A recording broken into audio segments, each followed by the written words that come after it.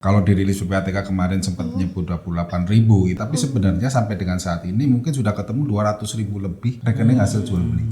Di mana di situ digunakan untuk judi online, digunakan untuk penipuan. Jadi setiap tindak pidana itu pasti mempunyai pola transaksi yang berbeda-beda. Selain pola, juga pihak-pihak siapa yang terlibat. Sebenarnya adalah sasarannya, tujuannya adalah rekening dorman. Dorman itu apa? Dorman itu tidak ada transaksi. Kalau tren sebenarnya menurun ya. Kalau judi, bicara khusus judi online. Kripto itu kami identifikasi ke luar negeri itu sampai kurang lebih terkait judi online aja nih. Iya. 28 triliun. 28 triliun. 28 triliun bisa dibayangkan uang sebesar itu kan devisa kita yang lari keluar. Itu banyak nasabah deposit misalnya 50.000. Memberikan keterangan transaksi itu udah sangat hopeless tuh. Kasih menang dong. Oh gitu. Rungkap. Tapi masih deposit.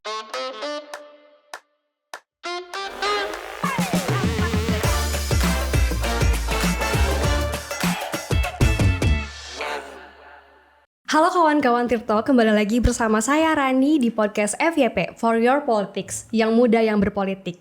Dalam kesempatan kali ini saya nggak sendirian nih, tapi ditemenin sama rekan saya. Boleh kenalin dulu Kak? Halo, saya Hendra dari Des Ekonomi dan Bisnis Tirto.id. Ya, nah nantinya bareng sama Hendra ini saya bakalan ngobrolin terkait dengan hal yang lagi ramai dibahas di media sosial nih berkenaan dengan judi online gitu. Tapi secara spesifiknya itu akan membahas mengenai bagaimana sih peran PPATK atau Pusat Pelaporan dan Analisis Transaksi Keuangan mengenai pemberantasan dari judi online itu sendiri. Nah mungkin bisa dijelasin sama Hendra, silakan. Iya, betul banget Ran. Belakangan kan juga kita melihat ya di pemberitaan bahwa ada sekitar 28.000 rekening yang terindikasi dengan judi online dan diblokir oleh PPATK. Nah ini menjadi perbincangan menarik karena ada beberapa tokoh-tokoh juga yang menjadi sasaran pemblokiran rekening gitu. Nah hari ini kita sudah menghadirkan narasumber yang cocok untuk bicara soal permasalahan itu. Kita berada di sini dengan siapa, Rani? Ada Pak Danang Trihartono. Boleh tepuk tangan dulu, teman-teman. Ya, halo Pak Danang. Nah, mungkin buat teman-teman Tirto di luar sana yang belum kenal sama Pak Danang, Pak Danang ini merupakan Deputi Analisis dan Pemeriksaan dari PPATK, begitu ya Pak? Ya, nah lebih lanjutnya lagi saya pengen ngobrol-ngobrol dari hal yang tadi ya udah disinggung dikit gitu sama Hendra gitu ya mengenai pemberantasan judi online gitu, dan dari PPATK itu sendiri sudah melakukan pemblokiran gitu ya Pak terhadap beberapa rekening-rekening yang diindikasikan berkenaan dengan hal tersebut gitu, dan spesifiknya bahkan PPATK mengkonfirmasi ada sekitar 5.000 rekening gitu ya Pak ya yang berkenaan sama judi online. Nah mungkin boleh dijelasin dulu gitu Pak, mekanismenya itu tuh kayak gimana sih Pak? Ya, terima kasih Mbak Rani dan Mas Indra. Jadi kalau kita bicara mengenai judi online, yang pertama tentu platformnya, dan kedua adalah transaksinya. Kalau namanya online pasti transaksinya melalui sistem keuangan, sehingga itu menjadi ranah PPATK untuk mengidentifikasi, menganalisis dan untuk mendistribusi gitu.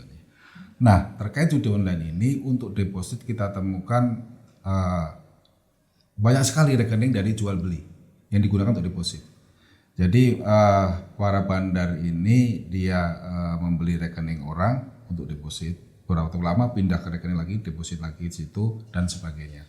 Ini kita temukan kalau dirilis PPATK kemarin sempat nyebut 28.000, itu bukan hanya judi online aja, tapi sebenarnya sampai dengan saat ini mungkin sudah ketemu 200.000 lebih rekening hasil jual beli. Di mana di situ digunakan untuk judi online, digunakan untuk penipuan, digunakan untuk peretasan, bahkan narkotika dan korupsi pun sekarang udah menggunakan jual beli rekening. Ini kan sangat masif sekali dan berbahaya gitu kan ya.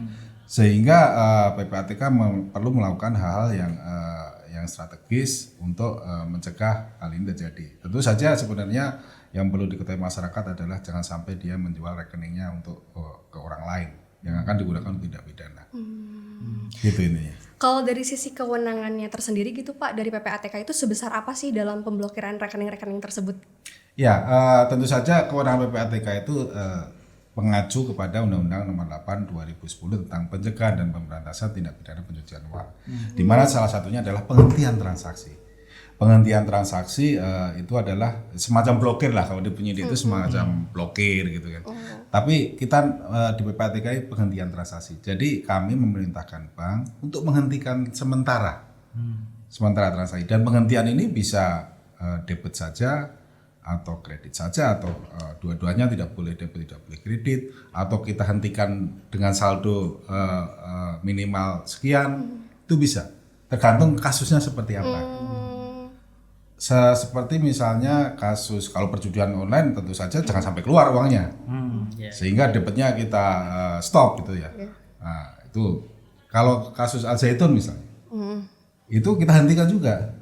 Cuma dia masih boleh keluar. Kalau nggak boleh keluar, nanti pendidikan di sana kan bisa berantakan misalnya. Jadi uang boleh keluar tapi kita batasin. Gitu. Nah, jadi tergantung kasusnya, bermacam-macam pola kita menghentikan transaksi. Dan ini ada waktunya juga 5 hari, lalu kita perpanjang lagi 20 hari kerja. 5 hari kerja plus 14 ya, 20 hari kerja. Nah, tadi Bapak sempat nyebut ada 200.000 lebih rekening, Pak ya. Nah, itu bagaimana sampai saat sekarang ya? Sampai sekarang. Iya. Bagaimana PPATK mengidentifikasi yang hanya khusus untuk judi online aja sebanyak 28.000 itu, Pak? Ya, sebenarnya kalau 28.000 itu kan yang kita hentikan tuh bukan hanya pure judi online ya. Sebenarnya ada banyak juga gitu kan. Dan itu yang kita identifikasi dari jual beli. Nah, sampai sekarang mungkin udah bertambah sampai 200 itu, 200.000 loh. Itu nggak nilai yang nggak jumlah yang kecil gitu kan. Artinya itu bisa dari jual beli, bisa dari peretasan atau pinjam meminjam. Jadi macam jenis rekening ini digunakan orang lain untuk secara pinjam meminjam, jual beli atau diretas. Rekeningnya diambil orang. Nah, itu yang kita identifikasi, sehingga kemarin sempat kita hentikan banyak rekening gitu ya. Tapi dari jutaan rekening nih Pak yang sekarang ada di Indonesia, apa yang PPATK indikator apa yang PPATK gunakan untuk mengklasifikasikan 200.000 lebih rekening ini terindikasi berkaitan dengan judi online atau kejahatan keuangan lainnya? Ya, itu kan berdasarkan pola transaksi ya. Jadi setiap tindak pidana itu pasti mempunyai pola transaksi yang berbeda-beda. Pola transaksi judi online dengan pola transaksi narkotika, dengan penipuan, itu pasti akan berbeda-beda gitu ya. Pertama dari judi online dulu ya. Kalau judi online ini namanya deposit, pasti ada orang deposit banyak. Nah, kan ngumpul di satu rekening. Nah, itu paling dipindahkan, berarti many to one atau many to beberapa lah gitu kan ya. Dari banyak rekening deposit lalu dipindahkan ke beberapa rekening. Kalau narkotika kan akan berbeda lagi ya. Narkotika kan lebih besar nilainya daripada deposit judi online. Karena nilai narkotika ini kan juga lebih mahal. Ya. Deposit 10.000 aja bisa, 20.000 bisa, 30.000, 50.000 bisa. Sehingga akan berbeda pola dari segi jumlahnya, nilainya, dari segi jumlah masif frekuensi transaksinya, itu kan berbeda.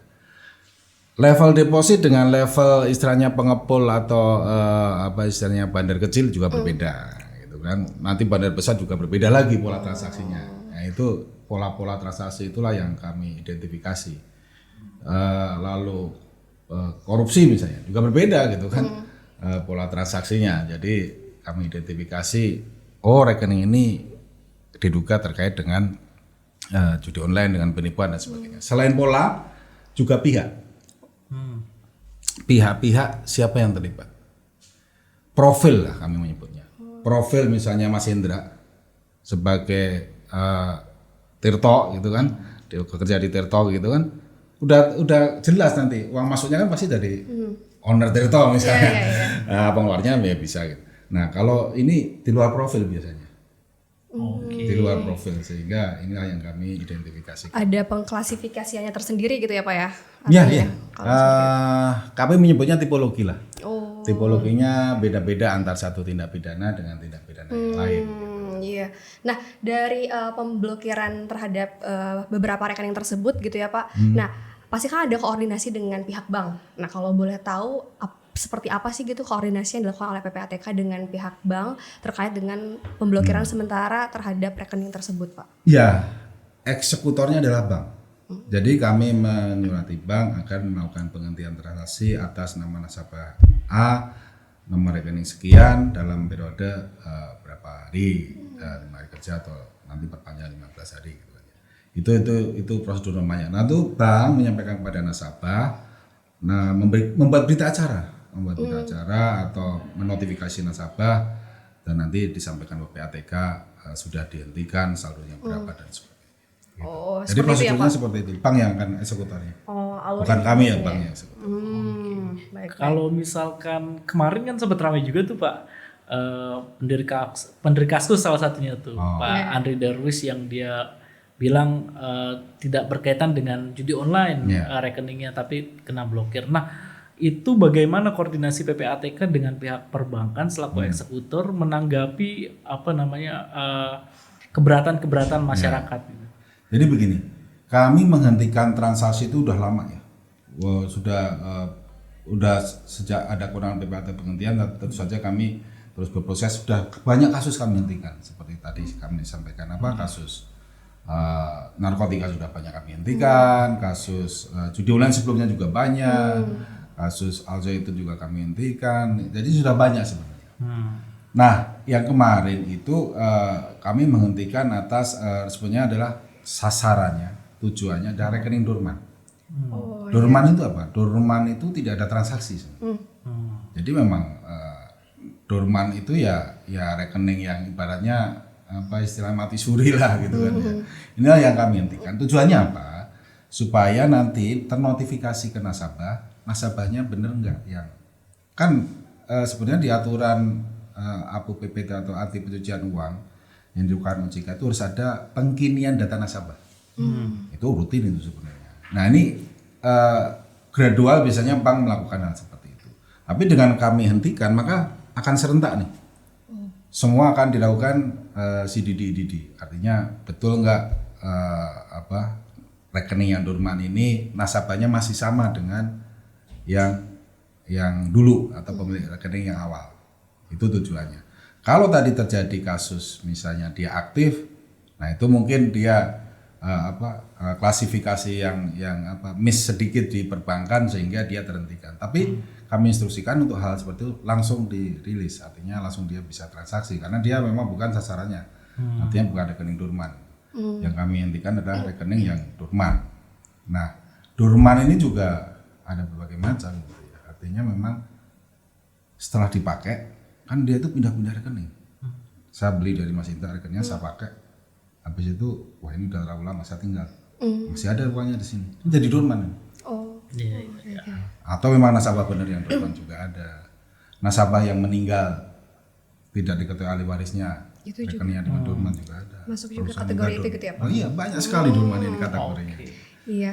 Nah, kalau berkenaan dengan polemik yang tadi dibahas juga gitu ya Pak ya, banyaknya ada beberapa masyarakat lah gitu yang mengeluhkan terkait dengan rekeningnya ikut terblokir juga gitu. Kalau dari sisi mekanismenya tersendiri gitu yang dilakukan oleh PPATK, apakah sudah ada kolaborasi yang dilakukan mungkin dengan OJK ataupun BI gitu untuk bisa menyelesaikan sengketa tersebut gitu? Apakah mungkin dengan reaktivasi akun rekeningnya atau seperti apa gitu? Ya tentu kami berkoordinasi dengan bank sebagai eksekutornya ya. Di sini yang kami maksud penghentian adalah yang Dorman. Jadi apabila perbedaan definisi Dorman antara PPATK dengan perbankan terjadi, maka ini harus segera dirilis. Lalu yang kedua bahwa apabila nasabahnya yang Dorman tadi ternyata nasabahnya ada dan rekeningnya akan dipakai, itu juga harus dirilis gitu kan ya. Nah, jadi memang Dorman ini benar-benar yang sasarannya adalah yang tidak aktif atau rekeningnya tidak digunakan gitu ya. Seperti itu. Berarti sejauh ini semua yang sudah diadukan oleh nasabah ke perbankan langsung itu sudah dibuka Pak ya? Ya kalau dia rekening aktif pasti sudah dibuka. Oke. Iya kan. Kalau yang kedua adalah rekening yang Dorman nasabahnya ada, nah dia kan harus di-CDD lagi. Memang tanpa kita hentikan pun prosedur beberapa bank itu dia harus memang datang. Misalnya kami tidak menghentikan nih, Mas Indra rekeningnya Dorman, Mas Indra mau transaksi nggak bisa, harus datang ke bank, dilakukan CDD. Nah dengan kami menghentikan banyak ini, maka akan terjadi CDD secara massal. Nah, jadi kan tidak voluntary, Mas Indra butuh rekeningnya dilakukan CDD, nanti siapa lagi? Enggak, orang ini butuh CDD. Tapi dengan kami hentikan, ini akan dilakukan CDD secara serentak atas nasabah-nasabah ini, sehingga kami bisa mengklaster. Oh, ini memang ada nasabahnya, sehingga ini dirilis haknya, tidak berkurang sedikit pun, Rp1 pun nggak akan berkurang. Nggak akan mempengaruhi. Nggak akan mempengaruhi, dan akan langsung bisa transaksi gitu ya. Setelah dilakukan CDD disampaikan ke PPATK evaluasi, ya udah bisa transaksi. Nanti akan dirilis. Oke. Dari segi waktunya Pak, berapa lama itu prosesnya? Ya, gini. Prinsipnya kan sebenarnya tujuan kami yang dorman. Dorman ini kan sebenarnya memang tidak ada transaksi gitu ya. Ya, jadi ya sebenarnya kalau memang dibutuhkan oleh nasabah, kami juga memberikan informasi ke perbankan kalau nasabah memang dibutuhkan dalam waktu yang mendesak, ya bisa dirilis dulu. Nanti disampaikan ke PPATK akan evaluasi. Jadi seperti itu. Jadi intinya adalah bahwa pemilik rekening itu adalah nasabah sebenarnya. Jangan sampai udah dikasih ke orang lain, udah dijual. Kalau Mas Indra nih menjual rekeningnya, Mas Indra nggak akan tahu rekening itu digunakan untuk apa. Ditanya bank saldonya berapa, nggak akan tahu. Nah itu kan teridentifikasi itu. Satu. Yang kedua, misalnya ada BUMN. Iya. Punya rekening yang disembunyikan oleh manajemen yang terdahulu atau sehingga tidak diketahui yang lama. Dengan notifikasi ini manajemen jadi tahu loh, kok punya rekening di sini, kok saldonya sekian gitu kan. Sehingga jadi aware. Itu banyak di swasta pun juga banyak hal seperti itu kan. Jadi ini impact-nya sebenarnya akan banyak gitu. Ya. Tapi ada nggak Pak?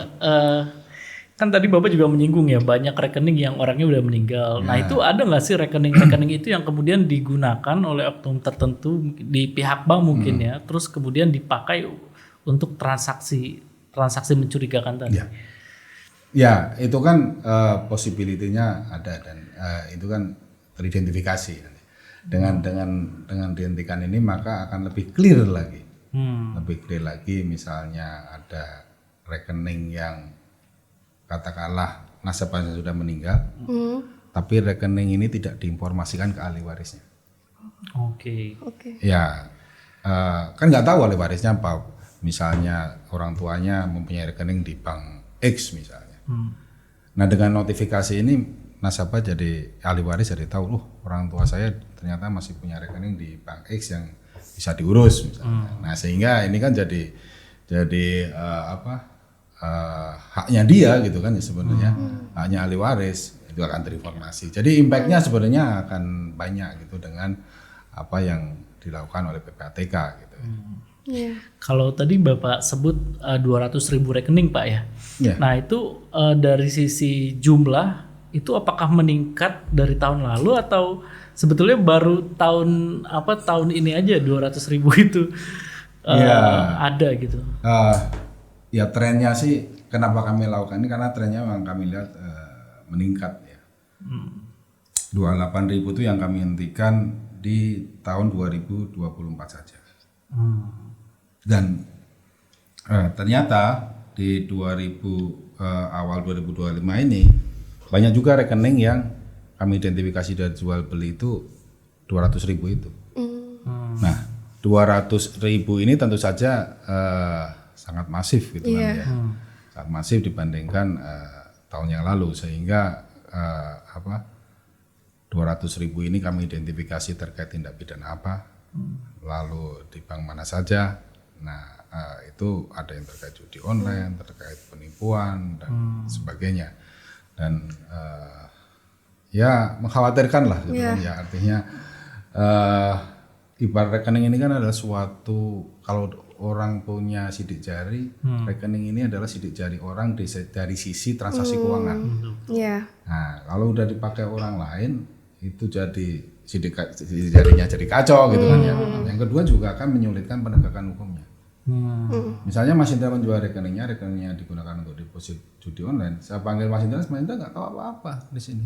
Oke, bisa begitu ya? Iya, Mas Indra kan nggak tahu yang mengendalikan, pakai internet banking semua. Iya, sekarang kayak gitu. Nah, begitu ini Mas Indra saya tanya, nggak tahu semua, terus saya nanya siapa gitu kan. Digital semua kalau sekarang soalnya kan. Jadi ini kan akan menyulitkan penegakan hukumnya, sehingga perlu perhatian kita semua. Iya. Kalau dari konteks judi online-nya saja Pak, ada tren peningkatan nggak ya Pak?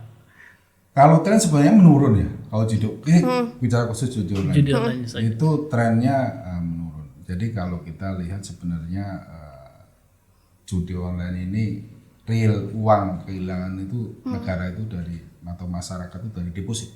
Oh. Deposit lah yang bisa kita hitung berapa kerugian real dari para pemain dan katakanlah perekonomian nasional. Tahun 2023 itu sekitar 34 triliun. Oh. Terus meningkat 50 triliun lebih, 57 tahun 2024. Nah, 57 triliun ini katakanlah untuk operasional, untuk memancing dengan memberikan kemenangan itu sebesar 20%. Berarti kan masih 40 triliun lebih uang yang dinikmati oleh para bandar dan jaringannya. Sehingga ini kan kerugian real yang kalau dilarikan ke luar negeri adalah capital outflow, mengganggu perekonomian kita. Nah di 2024 kuartal pertama ini sekitar 6,2 triliun. Artinya udah menurun cukup drastis dibandingkan tahun 2024. Sementara ini ya nanti kita lihat perkembangan sampai akhir tahun. Jadi tapi kalau kita nanti kalikan misalnya pemerintah bisa mengendalikan ini sampai akhir tahun misalnya dengan angka itu kan kurang lebih ya 24 triliun kan udah menurun cukup jauh. Kan menurun dibandingkan tahun 2023. Ya, oke, iya. Pak, kalau dari sisi PPATK sendiri, mungkin apakah sudah mengidentifikasi terkait dengan fenomena masifnya transaksi judi online itu? Ya, kita sudah mengidentifikasi sejak lama ya. Dan kami lihat kecenderungan terus statistik itu terus meningkat. Peaks-nya di 2024 gitu ya. Sehingga pemerintah terus membentuk satgas dengan memberikan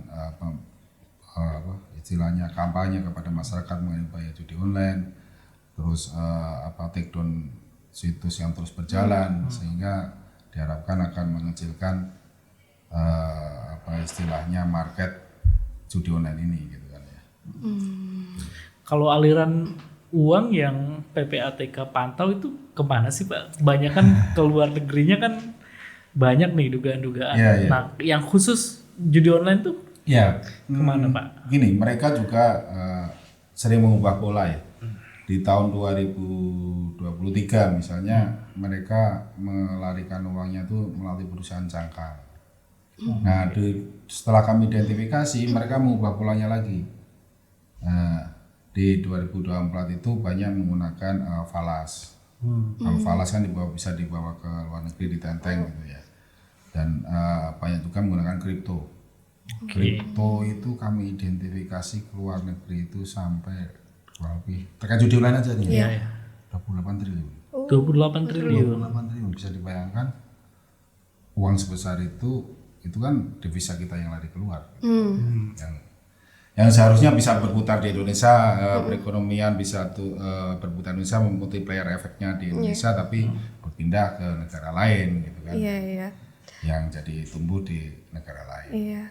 Tadi kan udah ada upaya-upaya yang dilakukan oleh PPATK gitu ya untuk memberantas hal tersebut gitu ya Pak terkait dengan judi online. Nah kalau dari sisi sinerginya sendiri mungkin apakah sudah dilakukan antara PPATK, Barreskrim Polri maupun Ditjen Pajak?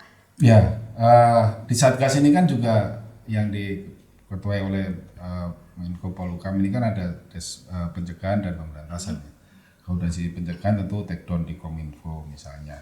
Terus kami lihat misalnya perkembangan pola deposit itu melalui QRIS itu meningkat. Jadi 2024 itu sudah hampir balance tuh. Deposit melalui e-wallet terus melalui transfer bank dengan QRIS itu udah mulai hampir sama. Dan ini kan kalau QRIS fasilitas berikutnya adalah payment gateway. Nah, payment gateway ini kan regulatornya dari Bank Indonesia. Tentu kami melakukan istilahnya memberikan informasi ke Bank Indonesia bahwa payment gateway digunakan untuk deposit judi online yang nilainya mencapai puluhan triliun. Nah, itu nanti BI yang akan meregulasi. Nah, bagaimanakah APU PPT terkait dengan payment gateway. Dan alhamdulillah di akhir tahun kemarin udah ada aturan baru mengenai APU PPT khusus payment gateway ini yang dikeluarkan oleh Bank Indonesia. Sehingga dengan itu akan mempersempit gitu ya. Terus kami identifikasi apalagi nanti kami komunikasikan ke regulator terkait gitu ya. Jadi itu dari segi pencegahan itu masih supaya uang nggak masuk nih. Lalu pemberantasannya kan di sini adalah Polri selaku penyidik tunggal terkait dengan penjudian online. Dan beberapa kasus juga sudah diungkap. Jadi kami polanya ada dua kalau terkait dengan penegakan hukumnya ya. Pertama, atas rekening-rekening deposit ini yang jumlahnya banyak ini, yang saldonya masih ada besar-besar, kami menggunakan Perma 1 tahun 2013 sehingga saldo ini bisa langsung disita oleh negara. Yang kedua, tentu saja penegakan melalui penyidikan. Nah, ini beberapa kasus juga sudah diungkap, kemarin juga Barreskrim press release juga udah beberapa kali gitu kan ya. Kasus Hotel Arus misalnya, kasus kemarin yang hampir 600 miliar itu, ada lagi 350, udah banyak lah, artinya sekarang penegakan hukumnya udah semakin kencang lari. Iya. Gencar. Kalau yang Bapak sebut tadi ada mata uang kripto digunakan untuk transaksi gitu Pak. Nah itu PPATK bagaimana Pak berkoordinasi dengan misalkan platform perdagangan kripto gitu atau dengan OJK? Seperti apa koordinasinya Pak? Iya. Jadi kalau kripto ini kan pertama kalau dia pasti untuk lari ke kripto itu kan pasti dari uang hasil tindak pidana dulu gitu. Iya. Lalu dibelikan aset kripto. Nah pembelian aset itu kami identifikasi di Exchanger Indonesia lah. Exchanger Indonesia masih bisa karena dia pihak pelapor ke PPATK sehingga masih bisa teridentifikasi dan sebagainya. Itulah kenapa kami bisa tahu bahwa setelah lari ke istilahnya ke aset kripto ini, dia lari ke exchanger yang ada di luar negeri. Sehingga kami dapat mengidentifikasi itu. Dan jual beli rekening semua di sini. Bahkan rekening aset kripto juga ada jual belinya. Gitu. Oh, ada transaksi seperti itu. Iya, jadi begitu dipanggil nasabahnya udah bukan nasabah yang sebenarnya, yang sebenarnya udah memindahkan akunnya ke orang lain. Beda lagi ya Pak? Beneficiarnya udah beda lagi, sehingga itulah yang kalau dipanggil akan menyulitkan prosesnya gitu.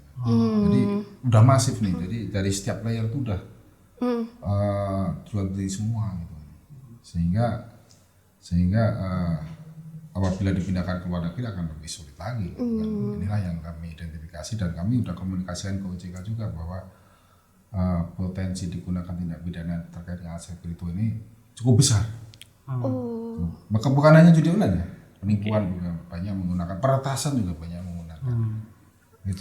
Kalau exchangernya apakah langsung PPATK berkoordinasi gitu Pak? Ya, kami hentikan. Kalau masih di exchanger kita, kami hentikan transaksinya. Jadi di setiap tadi kami hentikan. Kami kan prinsipnya follow the money. Ya kan? Ketemu di sini kami hentikan. Pokoknya lari kemana kami hentikan. Terus gitu.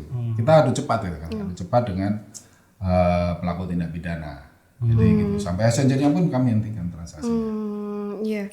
Nah, situs judi online itu sendiri kan memang kebanyakannya tuh di web sama aplikasi gitu ya Pak. Nah, kalau dari PPATK gitu apakah ada koordinasi yang dilakukan juga mungkin dengan Komdiji terkait dengan bagaimana sih memetakan penyedia atau host dari situs-situs judi online? Ya, kalau itu kan domainnya Komdiji ya.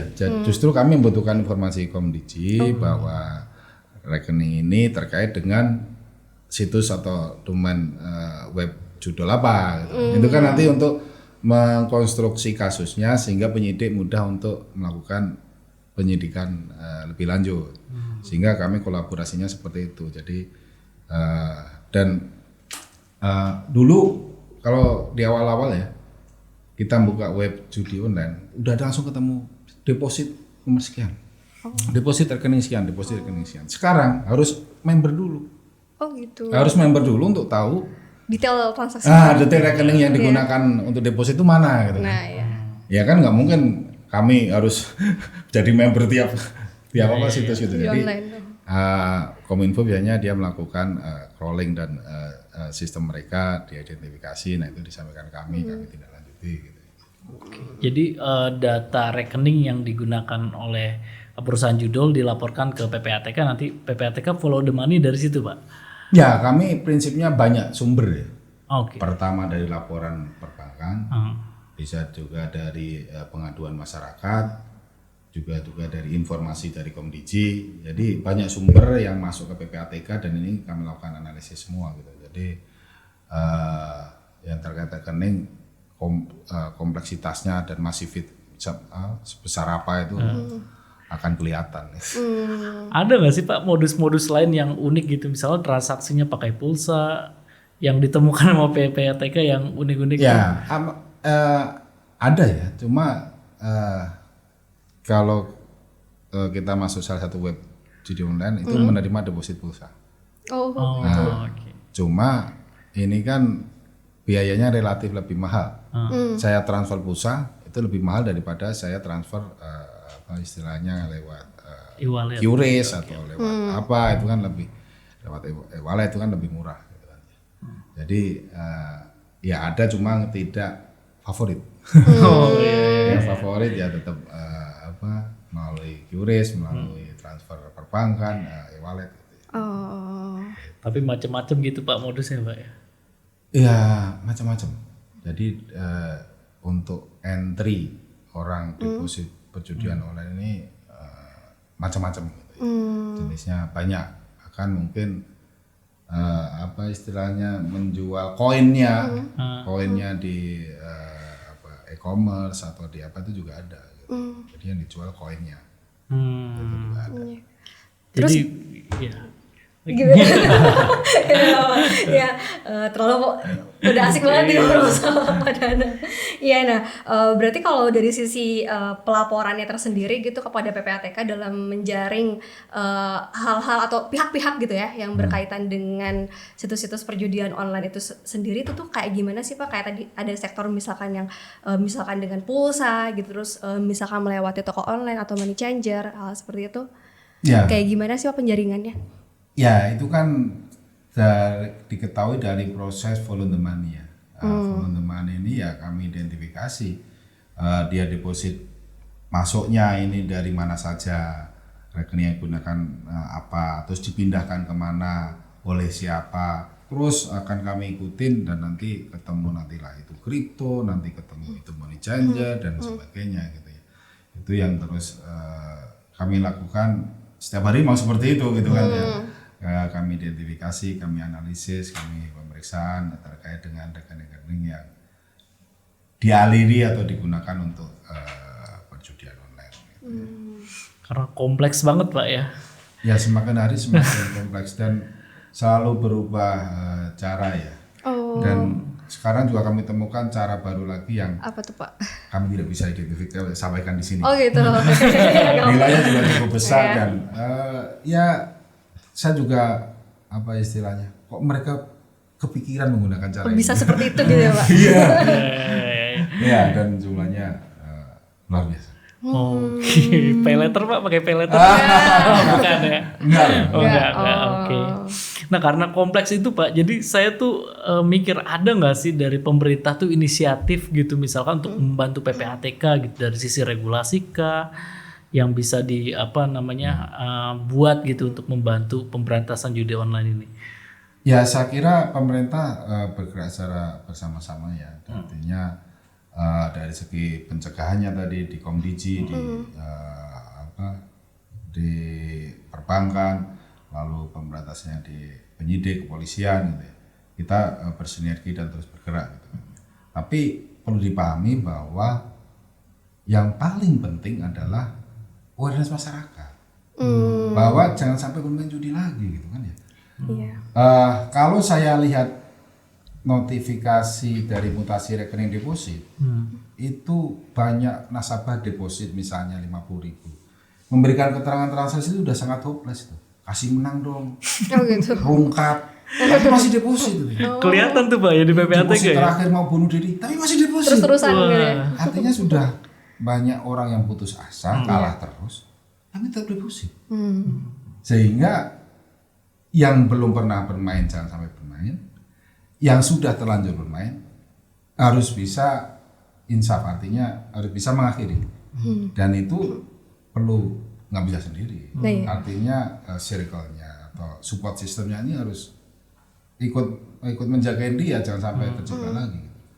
Dan kita juga banyak membaca kasus misalnya baru aja kemarin pegawai bank nilep uang nasabah berapa 6,7 miliar itu digunakan untuk judi online.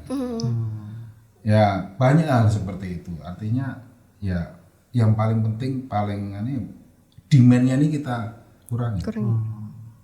Kalau demand-nya nggak ada, otomatis ini nggak ada gitu. Sehingga awareness masyarakat ini perlu terus disampaikan. Nggak ada yang untung dengan bermain judi online. Kalau regulasi gitu, misalkan undang-undang ITE yang perlu disempurnakan kah atau pembatasan uang kartal kah, itu perlu nggak untuk membantu PPATK memberantas judi online ini kira-kira? Ya kalau di undang-undang ITE sudah clear bahwa pemain dan operator, kalau di ITE itu operatornya, operator itu pidana, udah clear. Kalau terkait dengan pemainnya sebenarnya di KUHP di pasal 303 bis itu bermain judi online pidana. Bermain judi ya, kalau itu bukan judi, tapi tentu saja di sini bisa termasuk judi online. Sebenarnya pidana, tapi kan tidak mungkin memidanakan. Di tahun kemarin itu 9 juta kami identifikasi pemainnya. Nggak mungkin kan memidanakan 9 juta orang.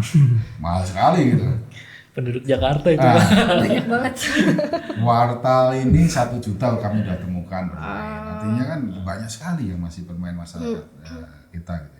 Sehingga inilah perlu awareness bersama. Jangan sampai wartawan juga ada kok. sempat disampaikan itu Pak. Artinya seluruh lapisan masyarakat ada yang bermain. Iya, dengan berbagai macam latar belakangnya lah gitu Berbagai ya, Pak. macam latar belakang. Yang kaya mainnya besar juga ada, yang di atas 1 miliar ada. Macam-macam ya Pak. Iya. Nah, PPATK itu sendiri apakah mungkin ada apa ya Pak, kayak inisiatif menggunakan teknologi baru gitu untuk bisa lebih akurat lagi mendeteksi transaksi yang judi online itu, misalkan dengan menggunakan AI seperti blockchain atau seperti apa? Ya, sebenarnya ini kan tergantung input datanya juga ya. Jadi kami harapkan di perbankan dulu nih. Perbankan dulu kan dia yang, atau di sistem keuangan, di penyedia jasa keuangan dulu, dia yang mendeteksi awalnya kan dari sana. Baru nanti kami juga menggunakan, ya kami nggak bisa sampaikan di sini lah. Artinya bagaimana kami men-tracing, bahkan kami bisa men-tracing antar wallet kripto, bisa kami lakukan dengan istilahnya sistem yang kami punyai gitu kan ya.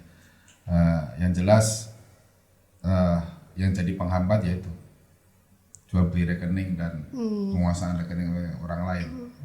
Karena di situ tidak ketahuan siapa sebenarnya yang memakai. Sulit ya Pak untuk deteksinya? Ya kami bisa deteksi. Tapi begitu mau penegakan hukum, misalnya rekening ini siapa yang tanggung jawab di sini? Siapa yang tanggung jawab gitu kan? Kalau yang menjual, saya nggak tahu, saya cuma menjual dapat 1 juta. Menjual rekening saya nggak tahu di situ yang menggunakan siapa, untuk transaksi apa. Nah kan repot itu kan. Pemilik aslinya nggak jelas siapa gitu ya Pak? Pemilik sebenarnya secara database perbankan ada, tapi secara real nggak ada, gitu. Orang lain udah. Itu PPATK mendorong perbankan untuk lebih ketat nggak sih Pak dalam pembukaan rekening ini, terutama untuk ini ya nasabah-nasabah seperti itu tadi. Jadi ada pertama dia di bank digital sama bank konvensional dulu. Kalau bank konvensional itu yang datang memang benar-benar nasabah. Nasabahnya datang, orangnya sama. Setelah dapat rekening, dapat fasilitasnya, ini dia jual. Bank kan nggak akan tahu. Yang datang orang yang benar, dicek memang sama. Sesuai. Nah sesuai, setelah dapat fasilitas, dijual. Nah, udah lepas nih. Lalu bank digital. Bank digital sempat dia pakai teknologi. Kalau bank digital kan proses CDD awalnya onboardingnya nasabahnya kan pakai digital juga. Suruh geleng-geleng ya geleng-geleng, suruh angguk-angguk ya angguk-angguk. Itu orang yang ID-nya pakai hijab misalnya kayak pakai hijab, tapi orang yang angguk-angguk geleng-geleng ini enggak, laki-laki gitu. Oh beda lagi. Beda, tapi secara teknologi karena dia pakai teknologi AI, tertangkapannya sama dengan ini. Nah, ini kami informasikan sehingga beberapa bank dia melakukan pengembangan sistem sehingga bisa mendeteksi hal seperti ini. Lebih akurat lagi gitu ya? Ya supaya lebih akurat lagi karena dengan teknologi sekarang orang berbeda bisa tertangkap hal yang sama, gitu. Yeah, Dan dapat rekening akhirnya. Nah, ini yang tentu harus dihindari oleh semua. Gitu.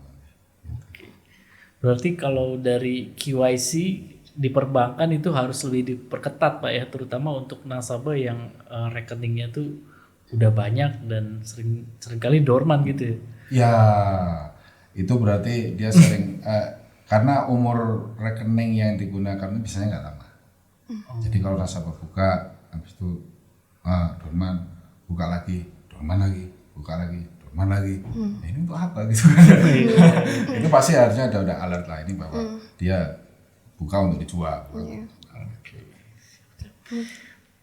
Dari PPATK sendiri gitu Pak, adakah pesan atau misalkan mungkin upaya preventif yang sudah dilakukan terhadap bank, fintech, pun juga payment gateway gitu dalam mendeteksi pola deposit judi online yang makin kesini makin naik gitu kan jumlahnya? Ya, sebenarnya kami sudah berkolaborasi dengan penyedia jasa keuangan dengan menyampaikan tipologi, pola-pola transaksi sehingga bank menjadi aware dan lebih cepat menangkap pola transaksi terkait judi online. Inilah yang kami lakukan gitu, dan itu terus akan kami lakukan. Kalau ada pola baru kami sampaikan juga sehingga terupdate mereka dan dapat mengcapture transaksi-transaksi terkait dengan perjudian online.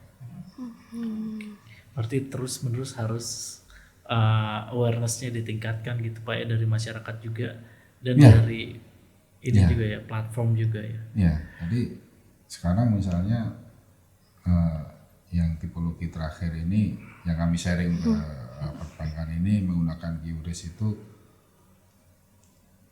Mas Indra, Mbak siapa? Mbak Reni. Diminta orang buka toko apalah daftarkan QRIS-nya gitu kan. Tapi digunakan untuk deposit. Jadi kami menemukan banyak sekali toko-toko dalam tanda kutip toko-toko yang sebenarnya untuk deposit judi online. Misalnya Soto Hendra, tapi transaksinya miliaran per hari. Apalagi toko kelontong Rani misalnya, transaksinya puluhan miliar gitu kan. Mencurigakan ya. Dan biasanya hampir malam itu makin banyak transaksi gitu. Oh, kan. ada jam-jam tertentu gitu ya Pak? Ya biasanya kan banyak mereka juga yang kerja juga. Malam nganggur baru iseng-iseng main itu kadang-kadang. Jadi peningkatan transaksinya malam. Itu kami temukan fiktif semua banyak sekali, ribuan gitu ya, bahkan sampai 6.000 fiktif semua gitu kan. Itu kan masif gitu kan. Nah ini yang digunakan untuk deposit, nah, itu melalui payment gateway dan itu melalui merchant agregator. Kami identifikasi semua dan kami sampaikan kepada regulator terkait bagaimana ini menangani hal seperti ini. Jadi begitu. Iya. Nah, berkenaan dengan regulasi tadi juga sempat dibahas gitu ya Pak ya, bahwa dari pihak PPATK juga kerjasama dengan pemerintah dan pihak-pihak lainnya gitu untuk bisa memberantas judi online, bahkan sebelumnya juga mencoba untuk preventif gitu kan agar judi online itu tidak terjadi gitu kan Pak. Nah, apakah mungkin ada upaya lain yang dilakukan oleh pemerintah gitu, misalkan dengan memperkecil threshold transaksi harian dari pemilik rekening tersebut gitu Pak? Ya enggak juga lah ya, artinya enggak sampai kayak gitu Pak. Kalau transaksi ini kan kebutuhannya macam-macam. Orang ini kan ada yang memang kebutuhannya kecil, ada yang kebutuhannya sangat besar tergantung bisnisnya gitu kan. Sehingga untuk memasang threshold tertentu terkait dengan judi online itu akan sulit ya. Ya untuk hal tertentu kami pasang threshold tapi bukan untuk perjudian online inilah. Oke ya. Ada Kalau perjudian online ini depositnya itu kan 10.000, 50.000, kecil-kecil, nggak mungkin kita kecilin lagi gitu. Udah kecil banget itu. Nah semua itu Pak, saya juga nggak bisa transaksi kalau di threshold. Iya. Iya, karena udah kecil dan memang sasarannya tuh masyarakat kecil lah ya. Artinya, kalau lihat deposit dan statistik di tahun kemarin dan kuartal pertama itu sekitar 70% lah itu masyarakat berpenghasilan rendah justru yang bermain judi online. 70% ya. 70% itu masyarakat berpenghasilan rendah. Kenapa kami tahu? Karena berdasarkan data mereka di aplikasi pembukaan rekening itu penghasilannya di bawah 5 juta. Itu sebanyak itu. Ketahuan lah ya di situ ya Pak ya. Iya. Penghasilan berapa gitu ya. Dia nggak punya penghasilan 5 juta tapi main judi online. Gitu. Ada tantangan tersendiri nggak sih Pak sebetulnya di lapangan gitu dalam upaya pemberantasan judi online ini? Ya, yang pertama masifnya ya, sangat masif dalam penggunaan instrumen keuangan. Artinya tadi jual beli rekening bank, rekening e-wallet, rekening kripto, jual beli semua gitu. Bahkan QRIS jual beli juga. Ini kan ya di satu sisi masyarakat butuh uang, di sisi lain mereka tidak peduli bahwa ini akan digunakan untuk tindak pidana. Dia jual rekening kan memang karena butuh gitu. Iya. Kalau masih nggak butuh uang nggak mungkin mau repot-repot ke bank cuma dikasih uang 1 juta. Ya, karena terdesak itu ya Pak. Karena memang orang butuh gitu. Sehingga mereka melakukan itu. Sehingga disinilah perlu awareness kita semua bahwa resiko bahwa nanti kalau rekeningnya digunakan untuk tindak pidana itu kan resikonya minimal dipanggil lah, dipanggil oleh penegak hukum gitu kan, dijual ke siapa, kapan dan sebagainya. Udah ada Pak yang pernah dipanggil penegak hukum buat ditelusuri? Udah banyak Pak. Cuma kan gini, ini kan masif, nggak mungkin semua dipanggil. Oh ya. Sehingga ya punya prioritas lah penegak hukum ini mana yang akan ditangani gitu kan ya, sehingga yang saldo besar itu mungkin yang ditangani gitu, karena jumlahnya sangat masif. Memanggil orang sebanyak itu memeriksa kan butuh sumber daya yang nggak kecil juga gitu kan, sementara kasus yang lain juga banyak. Pusing gak sih Pak Bapak nelusurin uang kemana gitu? Ya karena itu memang DNA-nya PPATK kan menelusuri, jadi Seperti ya itu ya Pak tugasnya. memang udah DNA-nya harus begitu. Saya tuh kalau bayangin PPATK kerjanya tuh, waduh ribet banget Pak. Saya pernah buka-buka data nelusurin transaksi kripto aja minta ampun pusing apalagi PPATK. Ya aplikasi tracing kripto juga udah banyak ya. Iya, ada pesan-pesan tersendiri gak Pak buat masyarakat di luaran sana gitu agar bisa lebih tereducate gitu terkait dengan bahaya dari judi online itu sendiri? Ya, pertama begini. Dari pemain, kalau yang masih bermain stop. Kalau yang belum bermain jangan tergoda. Karena saya melihat masih banyak promo-promo di website, mungkin ada notifikasi di WA segala macam yang menawarkan judi online. Jangan mau. Dijanjikan menang, jangan mau. Dengan ya, itu satu. Lalu yang kedua, yang memfasilitasi dengan menjual rekening apapun, rekening bank, rekening e-wallet, rekening e-wallet, rekening QRIS, rekening kripto, stop. Karena itu juga digunakan tindak pidana dan bukan hanya merugikan diri sendiri, tapi juga itu bisa merugikan orang lain, bahkan merugikan bangsa, perekonomian bangsa. Jadi yang hal seperti itu disudahilah. Ya jadi stop untuk judi online teman-teman. Iya seru-seru. Nah ini udah di akhir perbincangan sebetulnya Pak, dan ada satu segmen lagi. Kalau di Tirto itu tuh biasanya kita nanyain narasumber terkait dengan apa sih buku favorit dari narasumber kita gitu. Nah kalau dari Pak Danang sendiri mungkin bisa dibagikan ke kawan-kawan Tirto di luar sana 3 buku favorit yang bisa dibaca gitu buat jadi referensi bagi mereka. Ya, saya sih tidak spesifik buku apa ya.